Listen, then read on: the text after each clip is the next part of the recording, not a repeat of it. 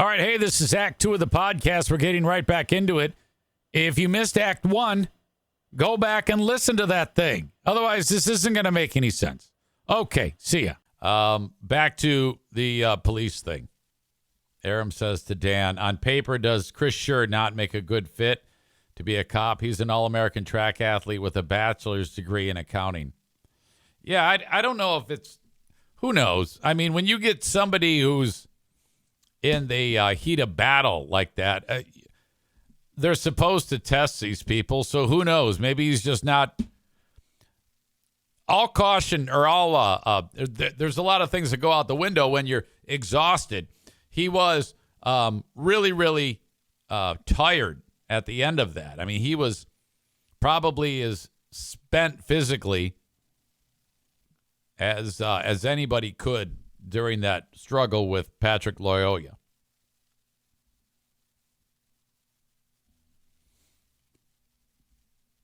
I've been hypnotized once. It's fantastic. You do shit that you're like, what the fuck? I believe her that she felt someone touch her. I do believe her. As always, thanks to the great sponsors that make this show possible. Irvine's Auto Repair, Grand Rapids Hybrid and EV. You can reach out to them. That's ervines.com, ervines.com. Great place to get your vehicles repaired in the middle of Grand Rapids, Michigan. Any car, any EV, any hybrid, 616-532-6600. That's 616-532-6600 if it's as simple as an oil change. Maybe get the brakes redone, wheel alignment, whatever. They do it all.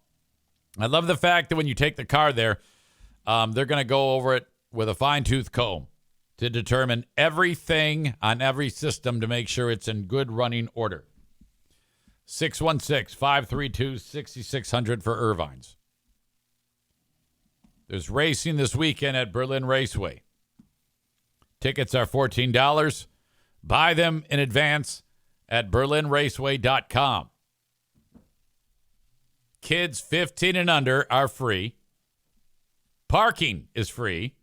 You can bring in a 12 by 18 cooler with all the snacks you want inside of it. Snacks and soft drinks. No booze, no glass. You can get to their website, berlinraceway.com. Racing Saturday at 4 p.m. You can see the number 9K Adam Kasari car. I'm not even sure if the limited late models are running this weekend at Berlin. The 9K car at Berlin Raceway.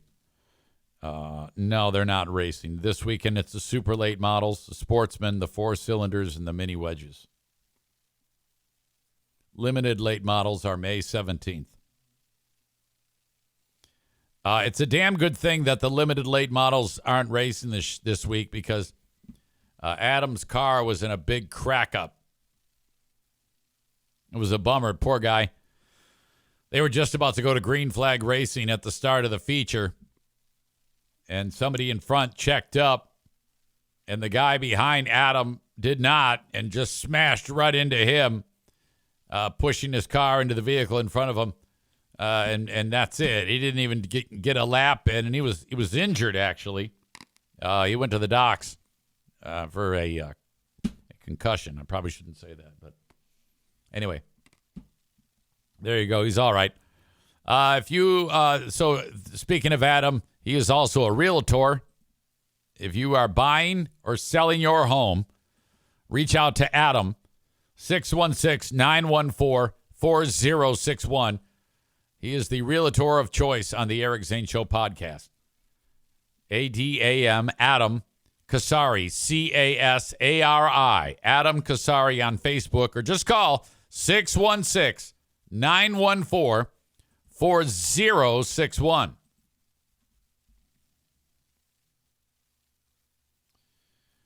Amy says, oh my God, who is Adam's on-site nurse? Is there a sign-up sheet available? Yeah, he is like the show Thirst Trap, Adam is. young, single, ready to mingle. Now, Amy is married to Mr. Amy, so I think she's just blowing smoke there. But Rebecca is not married. She is also single and ready to mingle. Or we could say she's torqued and ready to pork. She would absolutely want to be on the Nurse Adam sign-up team. Back to our story about the cop. Donut Dan says, Rebecca, I think that out of 1,000 cops, there are about 10 total waste products and another 50 overbearing types who ride the line of the law very closely. Some of these overzealous types are the ones everyone hates. Just because the law says we can enforce it, it is not always the best option. Overall, I think that most cops are great people and fully qualified. Rebecca says, I would agree that most cops are good. It just seems that there isn't much accountability for the bad, and the bad ones eventually get the most attention. Donut Dan, who not only was a cop, he used to be a race car driver, answers the question that, yes, the driver of the car pays the bills.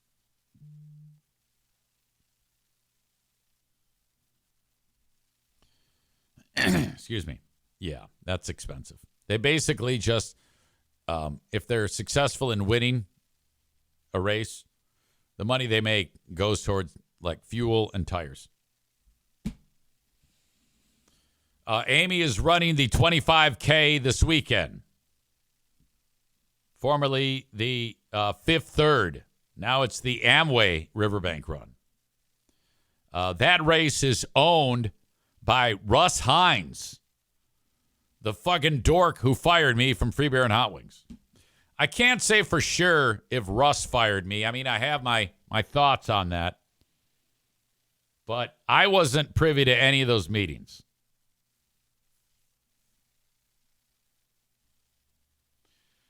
Dan says there is one way to make a small fortune in racing. Start with a big fortune. Yeah. Tophus, who's in New York, says, Amway Riverbank Run? You mean like the pyramid scheme? Well, I think technically it's not a pyramid scheme, but it seems quite pyramid-y. I know this all too well.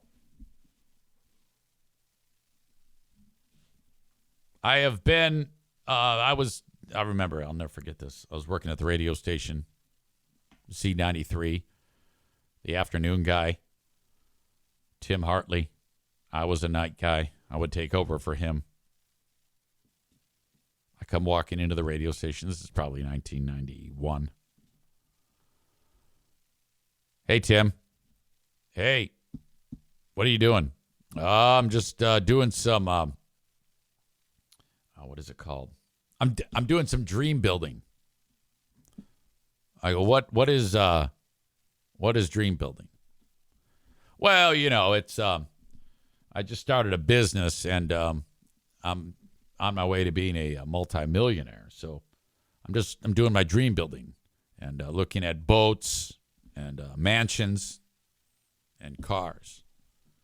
I go, I know what's going on. Well, I don't know if it interests you. It's just a business opportunity. And do you want to learn more about it? Well, what is it? What do I do? Because, well, it's too hard to explain now. All you need to know is that, like Chris just wrote, what? You don't like to make money? He goes, yeah, it's a little known business opportunity. And there's only a few select people that I'm letting in on this. Do you think you might have the right stuff to be in this? I mean, literally, it's an opportunity to just make as much money as you want for something that you're already doing right now. I go, well, yeah, I'd like to know. All right, well, I'll tell you what. I'm going to have a business meeting in about a week here, and it's invite only. So I'm inviting you.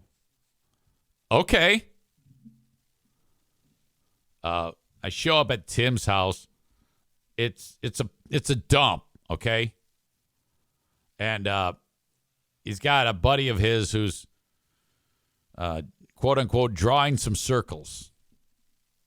I don't want to get too far down the rabbit hole of this, but drawing circles is when they describe to you what's happening,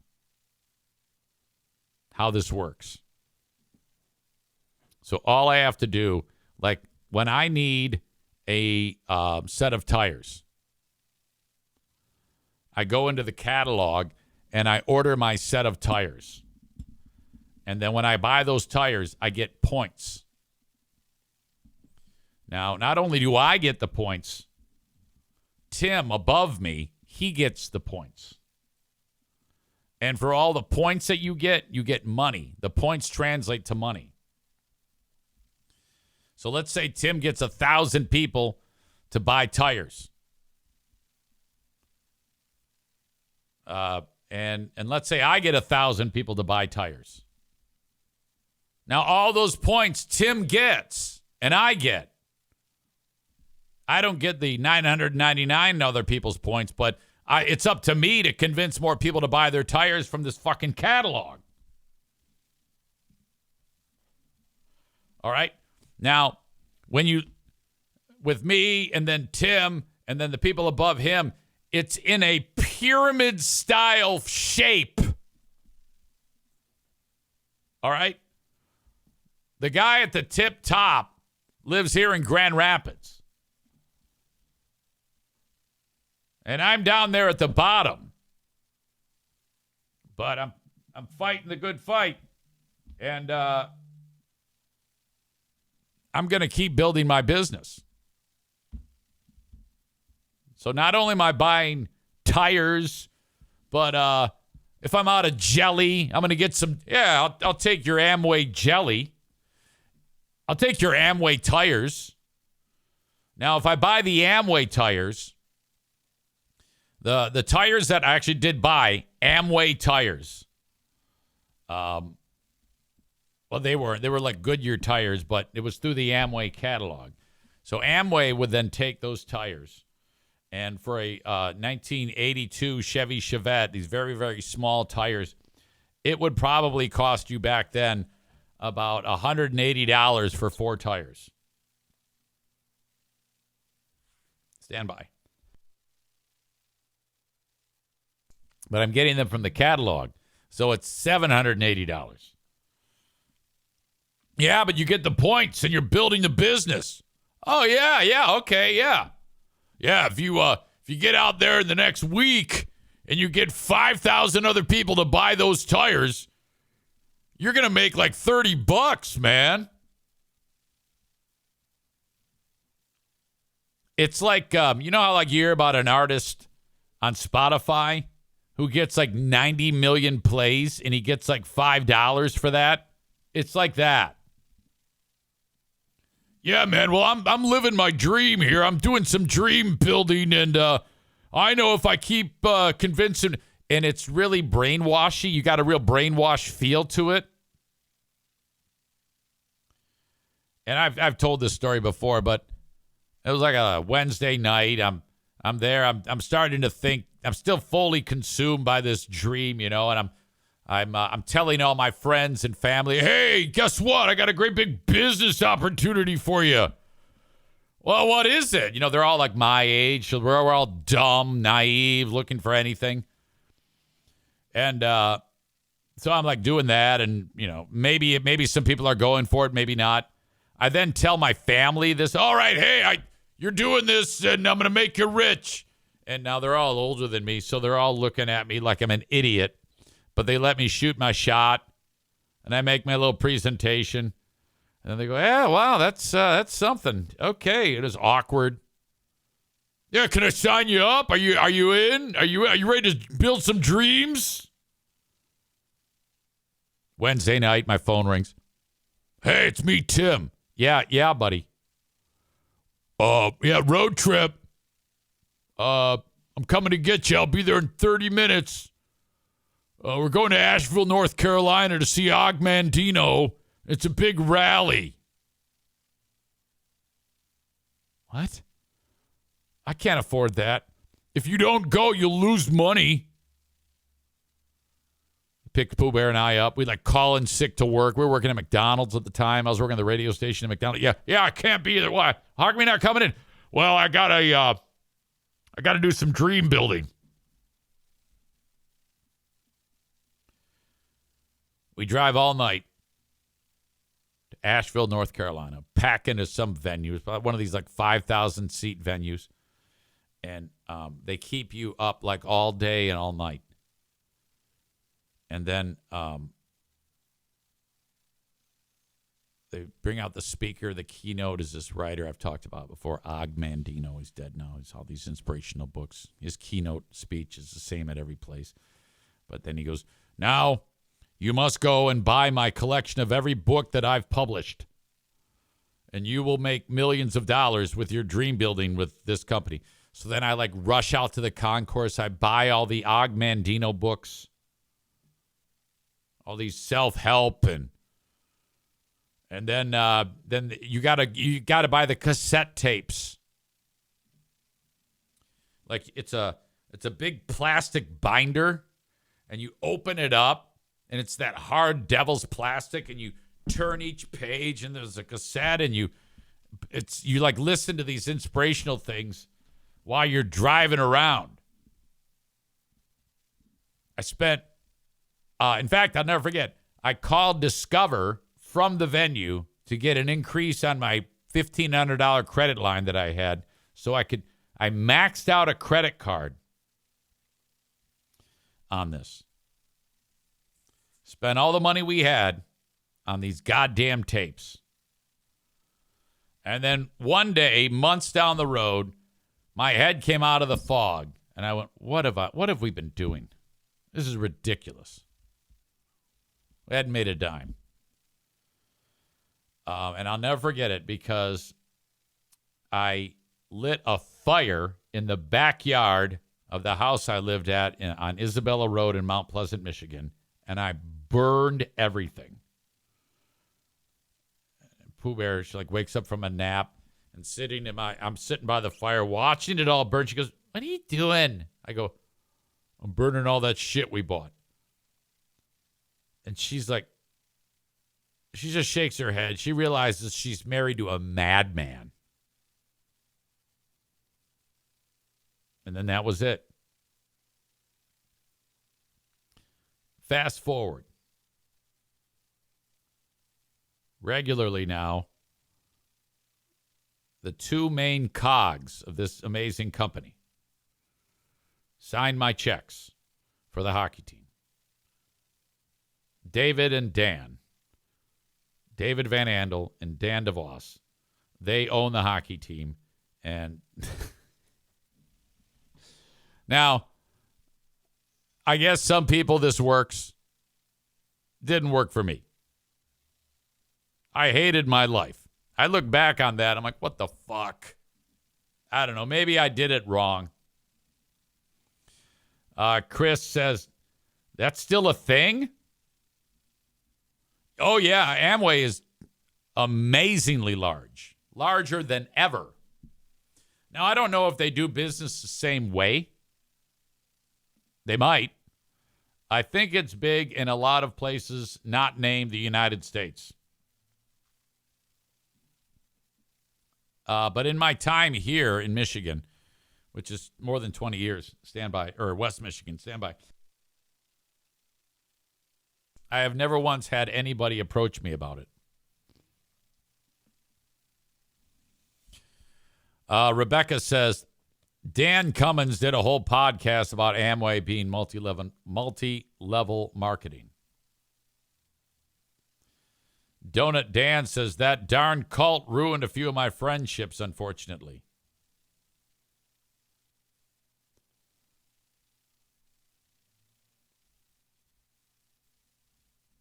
What else is here? Magic Misfit says, I'm cracking up. Man Bun Chris says, addictive personality. Eric, never. Man Bun Chris says, didn't you guys have Dan on at WBBL?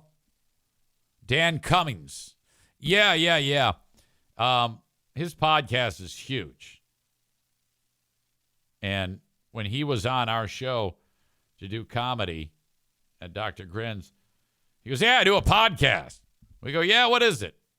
He's like, yeah, it's called the Time Suck Podcast, but nobody listens to it. Oh, really? Okay, yeah, whatever. That's like one of the bigger shows that exists, the Time Suck Podcast. Levi_S_Jeans says, Primerica was another big one back in the day. You need life insurance, and so does your whole family. Well, that's true, though. I support that. You do need life insurance. Chris says, I love these stories because I fell for all that shit, too. Oh, God. The Magical Misfit says, Zane's life experience stories are funny as hell. Oh, I love those. I love telling them, too. I'm glad you say that. Tophus says, I tried selling Isogenics 20 years ago, thought I was going to be a millionaire. Sad how wanting to live above the poverty line makes you do stupid things. Well, it's that, and it's also not a lot of people want to put in the long game. A lot of times to be above the poverty line, there's a little bit that has to go into that. There's some preparation that not everybody, I'm not saying you didn't, but just the idea of trade school or college, I mean, that's a lot. That is fucking a lot. I would understand it if a person said, you know what, I'm just going to try to figure this out and maybe I'll fall into something. And then when that doesn't work, then you're like, all right, I got to go. I have to do something. Honestly, if it wasn't for broadcasting, the route, like if someone said, if you could go back and do it again and broadcasting had nothing to do with it, what would you do? I would have learned a trade. Builder, some type of skill set like electrician or something like that, or mason, something that involves building, I think would have been what I would have done.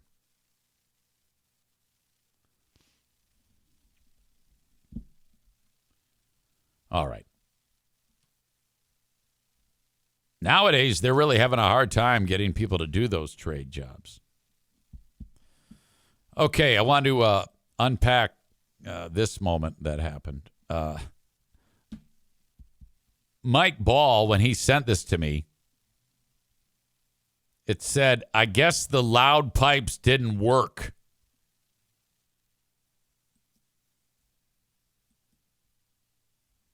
So in this clip, motorcycle guy pulls up on the right of Minivan to give him the finger and tell him he's driving like an asshole. Minivan guy, he gets pissed off at motorcycle guy, and this happens.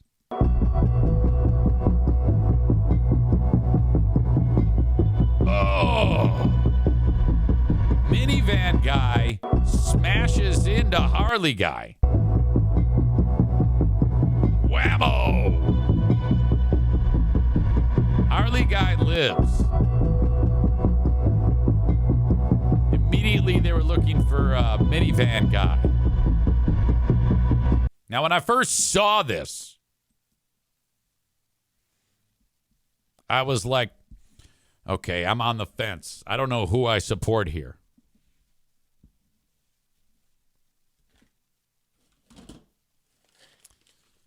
The idiot side of me is happy that this happened. But I can't do that. I kind of wish that maybe they'd get a flat tire. But I don't know if I can go and get behind hitting him off of the road and keeping going. I think this video needs to be out there, though, so that motorcycle guy knows that it's probably a good idea not to try to engage Minivan guy.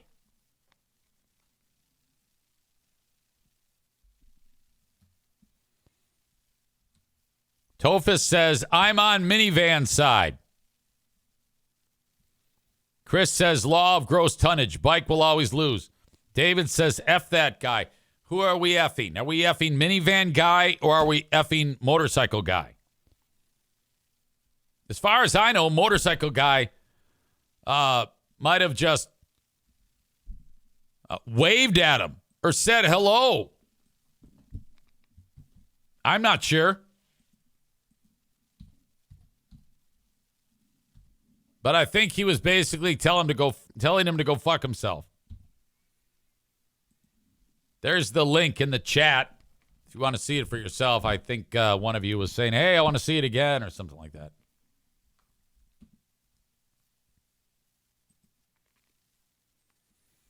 David says, fuck motorcycle guy.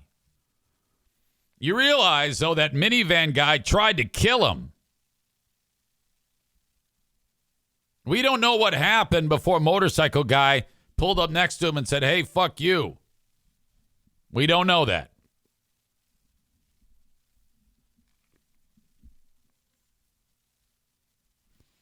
Nick writes, never fuck with a guy driving a minivan. They're already at wit's end.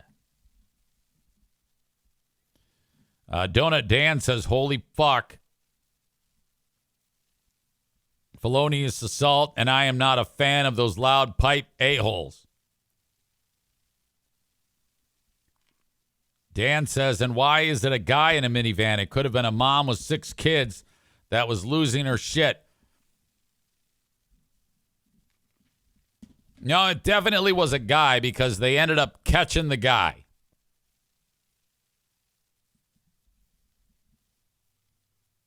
Let's unpack that story. This happened in Portland, Oregon, by the way.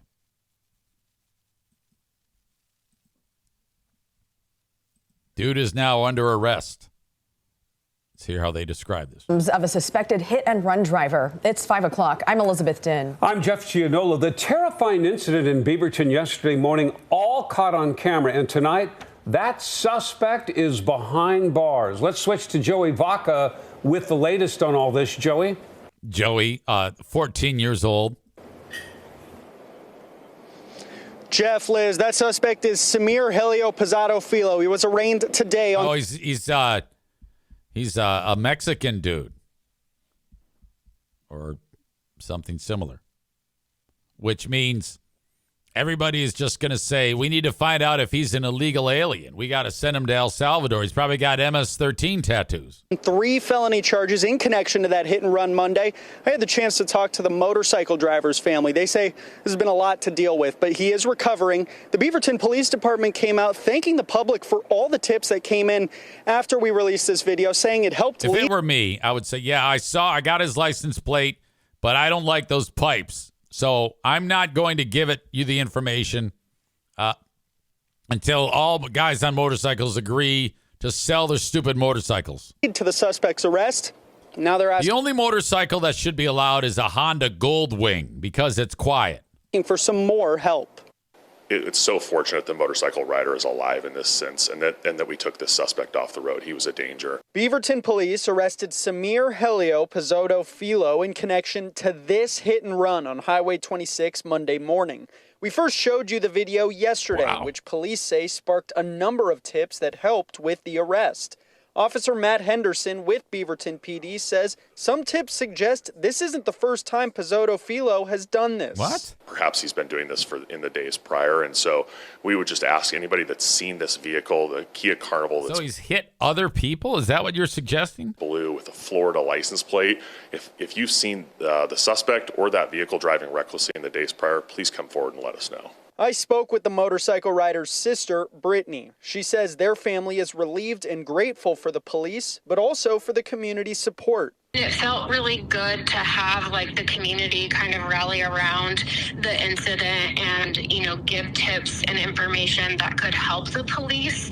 It felt, good that my brother was seen in all of this. despite the fact that he's driving or riding around on this loud-ass motorcycle. In terms of like the tragedy that it was. I asked Brittany if the family will get any closure from this arrest. Whatever a judge found fitting for what he did would be sufficient to me. I just feel like he needs to be held accountable. He attempted to kill my brother, and I feel like that needs to be taken care of in whatever way it needs to be in a court of law. Pizzoto Filo is facing second-degree assault, unlawful use of a weapon, and hit-and-run charges, all felonies. He did not enter a plea at today's arraignment. Damn, I'm surprised he didn't get attempted murder. And he'll be in custody until at least a pretrial release hearing. That's next week. The Washington County District Attorney's Office, though, looking to keep him in custody through the end of his trial. Live in Hillsborough, Joey Vaca, Coin 6 News. Oh, damn. El Centro de Salud Virginia García Memorial tiene raíces profundas en la comunidad. Hemos brindado. Wild stuff. That's why I just don't even pay attention to other motorists. You know? I just eyes forward, 2 and 10, and everybody gets pissed off at me. I'm in the right-hand lane, minding my own business. A lot of times I'm going slower than the speed limit. Right-hand lane, you can pass me on the left. It's very easy. Why do you have to get on my tail like that? Why do you have to tailgate me? Very dangerous. I have become such an old man driver. Pooh Bear yells at me because people pass me. I'm going too slow. And I'm like, look, I just want to get to my destination with plenty of time to spare because we left early. Relax. Nick says, I want to see an interview with the biker. Did you learn your lesson from acting like tough guy asshole? Tophus says, really hard to feel sorry for the biker. I'll bet that isn't the first time he did that. I don't know. I don't know how you can not feel sorry for the biker. I mean, I'm saying stupid shit, but in all reality, what did he do wrong? You know? Who hasn't done that? I think there's a lot of blanket generalizations being made about biker guy. Dan says, stay out of the effing left lane, EZ. Oh, believe me, I do. I don't go near the left lane. The only thing I like to do is keep it slow enough so that the 18-wheel truck passes me. I'm always trying to conserve fuel. Now, once he passes me, then I'll increase my speed so that I'm still in his draft. But I don't want to tailgate him, but I'll still feel the effects of the draft to increase my mileage. Cole says, all guys on bikes are assholes. That's what he did wrong. Man Bun Chris says, unless I'm not in the left lane unless I'm holding up the integrity of the zipper merge. That's exactly right. I participate in all zipper merges. Most people are suggesting that the asshole of the day will be jerk-off biker.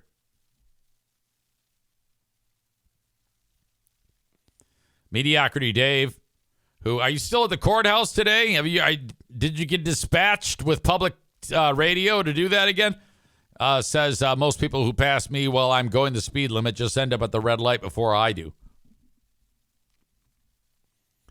Nick says, I always wanted to get a text scroller for the back of my car to leave messages for tailgaters. You can do that? Now that sounds like something I would love. Dave is still at the courthouse. They are still deadlocked. My God, what a pain in the ass. Okay. Let's see. So that's that guy arrested. All right, we got that taken care of. Got another great story that I need to get to. This is only the 18th person in the world. I'm sorry, in the U.S. to have this type of transplant. A face transplant. This poor bastard tried to take his own life. And do you remember when you would watch like Looney Tunes cartoons? And Daffy Duck, or maybe Foghorn Leghorn, like the shotgun their head would be covered in like a big puff of smoke, and then when the dust clears, like Daffy Duck's bill was on the other side of his head, and he had to pull it around. That's what happened to this guy. I don't know, something went wrong. He didn't have drugs or alcohol in his system. He had his whole life going for him, his whole life ahead of him. Young dude, early 20s, and decided that he wanted to end his life. So he got the shotgun, and he blew his face off. And I don't know how he did it. Maybe it was birdshot or something. But he actually, both barrels right aimed at his face from 1 inch away and shot. And the mom found him outside of the house in a snowbank, literally no face, gone. But he wasn't dead. They chronicled a series of miracles that happened, just fortunate turn of events that kept him alive. And one of them was, they're probably going to say it in the story here, they laid him face down, or what was face down, in his dad's car, and then Dad raced to the hospital. Had they had him on his back, he would have drowned on his own blood. But he survived, and he just got a face transplant. Now, what I'm going to show you shows the after and then the before. It's still a little wonky, but I would say that this is the best. I've seen a lot of these images over the years of different people who've gotten face transplants. And this one is the best I have ever seen. Amy laughs that I had to say, what was face down on his belly?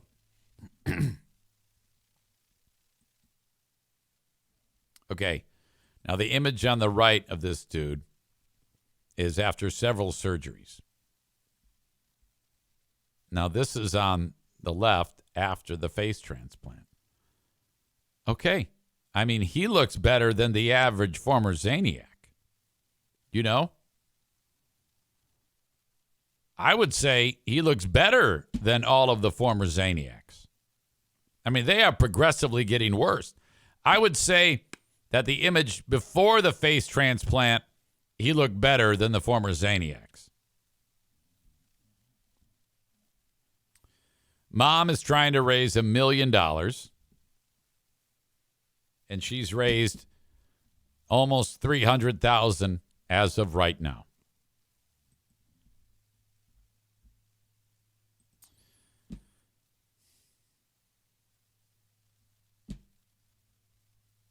Let's get into the story from the reporter.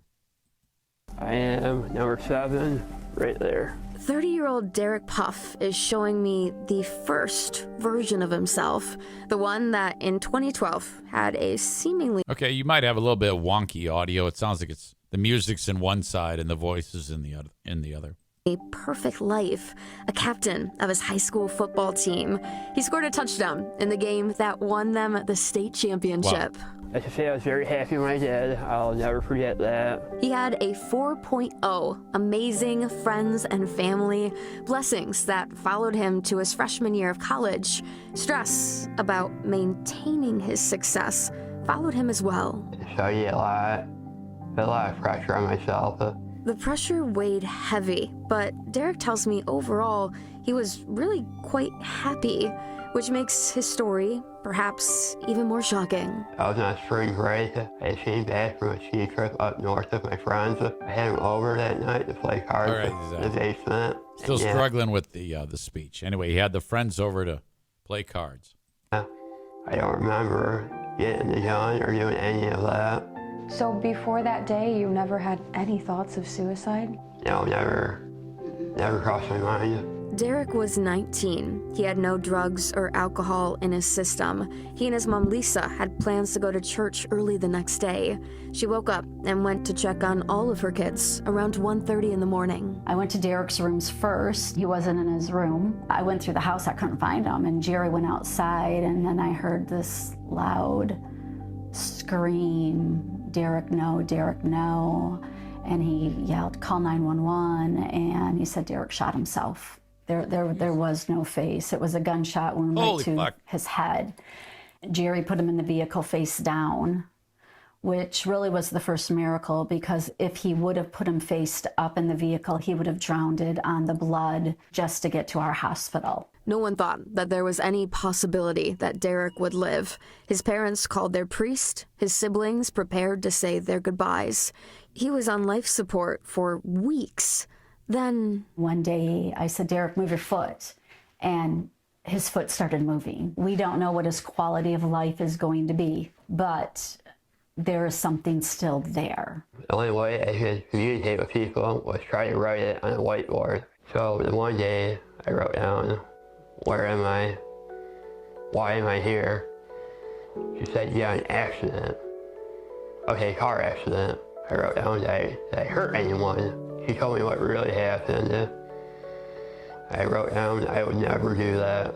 The second version of Derek began. From 2014 through 2020, he underwent 58 surgeries. What were you feeling in that time? Angry. I mean, why would I do that to myself? And I thought, okay, I'm here. Let's get back to normal as fast as we can. All the little things you take for granted, I had to relearn how to do. Somehow, Derek defied all odds and made it back home. But that does not mean that life got any easier. He no longer had a nose. He had lost an eye. His teeth and lips were mostly gone. The second version of himself looked very different. I didn't go out in public. People would point and, call him names, and it was just so hard. Yeah, I don't want to believe that happened. God damn, poor guy. They point and call him names? What type of sicko would do that shit? When he did dare to go out, for instance, back to his high school football field to watch games, he would hide. I go off in that tower right there. Doctors tried everything to help Derek physically. He tells me they moved part of his leg to his forearm. They attempted to grow a nose for him on his arm. Wow. Then, after 10 years, Lisa told Derek that his only option left was a face transplant. I told her, yeah, this far, why stop? The surgery at Mayo Clinic would make Derek the 18th person in the country to ever receive a face transplant. And as if Derek's story couldn't get that computer animation when it showed before surgery, after surgery. 18th person in the country to ever receive a face transplant. And as if Derek's story couldn't get any more remarkable. The day I was able to see my face was the 10-year anniversary of the night that I tried to take my life away. It was like full circle. March 5th, 2024. Do you think that was meant to be? That was a sign from God. Yeah. Truly. They did such a good job that I think there's a fairly decent chance he'll be able to get some pussy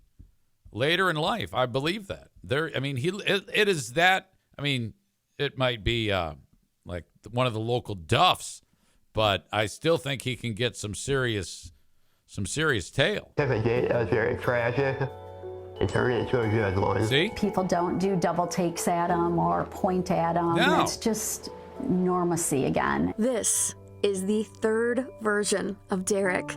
He has taken this gift and now travels as a guest speaker at high schools and events, advocating for suicide prevention. You know, the thought of suicide never crossed my mind. I kept up my feelings, emotions inside. I didn't want to talk to anyone about it. I wish I would have. Don't keep it in. You'll feel so much better. Derek is now 30. He will soon have his last surgery, which includes getting new teeth and having his trach taken out, allowing him to eat solid foods for the first time in 11 years. What are you looking forward to eating? Pizza. Okay. Yeah. That was a quick response. He has received hundreds of thank you cards from those who have heard his story. We need to get him laid, and we need Mom to not put so much eye makeup on. Changed thousands of lives. It is the third and final version of Derek Puff, the best one yet. God chose our family for us to happen to. Okay. And for me to live. I truly believe that. Now, Derek and Lisa never even mentioned it during our interview, but Derek's face transplant and all of his other surgeries cost well over $1 million. There's a GoFundMe to help. I've linked it with this story on WXYZ.com. In Harbor Beach, Sarah Michaels, 7 News Detroit. I wonder if she can get cuter, by the way. My God. Well, anyway. That is the story of that guy. Levi says, terrible, terrible story, but modern medicine is incredible. Before and after the surgery, holy smokes. Yeah, that's fantastic. Nick says, I wonder if he really shot himself. Something fishy with the story.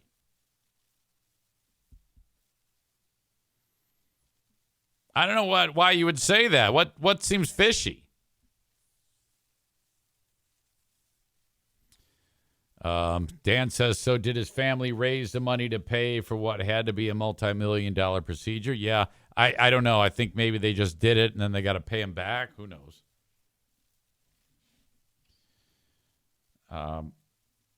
Cole says it's his own fault. Don't give him money.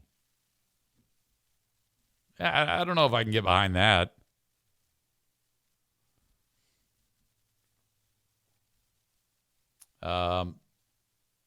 Tophus says there had to have been signs. That's terrible.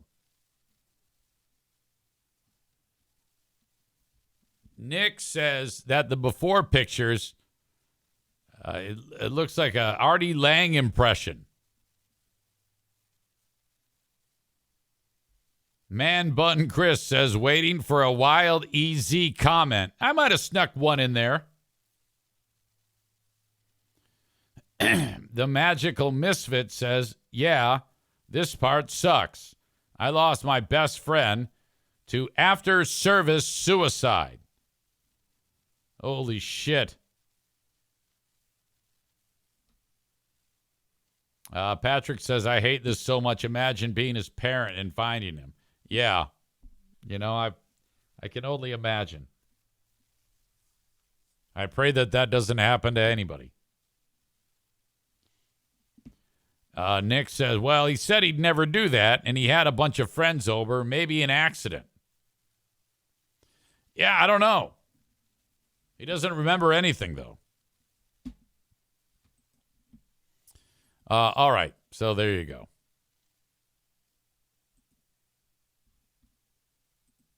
Let's see, where are we now? Thank you, as always, to the sponsors. My God. TC Paintball. We've got a paintball event coming up on Sunday, June 1st. I want you there. Head over to, or send me an email with an RSVP or text me if you have my phone number, whatever. I want a packed house at TC Paintball. And if you want to book an event, go to tcpaintballgr.com. That's tcpaintballgr.com. Haircuts. King's Room Barbershop. That's where I go. That's where I want you to go. They've got 3 locations in West Michigan, Northland Drive, Caledonia, and at 821 36th Street. They're awesome. King's Room Barbershop. When you go to kingsroom.net, you'll get exact locations, hours of operation, and schedules to find out where your stylist is during the week. Haircuts are $19 plus tip for any guy to get their hair cut or a chick who likes short hair, and they do it all. If you need a dye job, whatever. But haircuts start at $19. Online at kingsroom.net. Thank you, King's Room Barbershop. Cutting hair for dudes and chicks who like short hair for 51 years, virtually. Thank you, King's Room Barbershop. My pal Frank Fuss says no matter where you are in the U.S., he can help you get started with your insurance policy through healthcare.gov. Become a client of Frank's and mention me when you do so. Go to buyinsurancehere.com for more information on how you can take advantage of his services. When you go to buyinsurancehere.com, it's just a form. You fill it out. Frank reaches out to you, and away you go. It might not be for healthcare.gov that you need help with. Maybe you're getting ready to take advantage of your Medicare entitlements. Maybe you're doing Social Security planning. Head over to buyinsurancehere.com. He can also sell you a life insurance policy, and doggone it, you should have one of those. I just heard from Kyle over at formerly known as Dumpster Divers. He says he's doing an eviction. He says, I'm doing a gross eviction as we speak. Hello? Hey, how's the eviction going? Oh, it's crazy. Really? Yeah. So what part of town is it in? Where are we? Kentwood? Okay. So some assholes got out, you're throwing all his shit in the garbage? Yeah, sort of. We're sort of doing like we're kind of sorting stuff and setting stuff to the side. It's wild. Okay, I'm just calling because I had no idea there was a name change.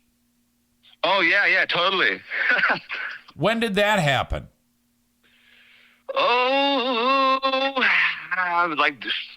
Maybe like December. Holy shit. All right, I'll get the details later. It's a good thing, right? Yeah, it's good because it'll help us with the franchising part. All right. I didn't tell you that we're podcasting. We're podcasting. Yeah, I figured. I heard like I feel like the sound of your voice is podcasty. Well, everybody says, I told everybody to reach out to Emilio and get a goddamn dumpster so that fucker will see that that Eric Zane Show podcast is the best place to advertise. Yeah, for sure. All right. I just wanted to bug you and find out about that. Go Lions. Go Lions, baby. All right. Thanks again for the dumpy. Yeah, for sure. All right, buddy. All right. Love you guys. Deuces. There you go. It's Kyle from Dumpaholics. I'm always the last to know. It's Asshole of the Daytime, folks.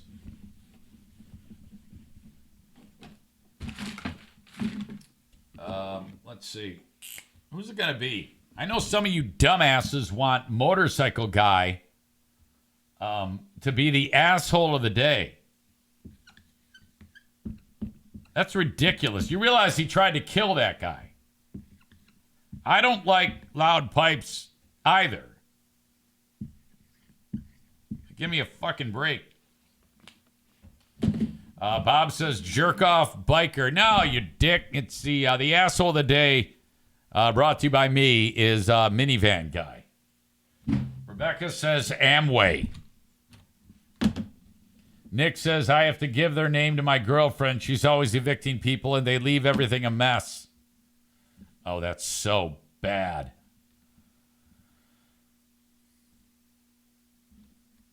Tofa says, Amway is a good one.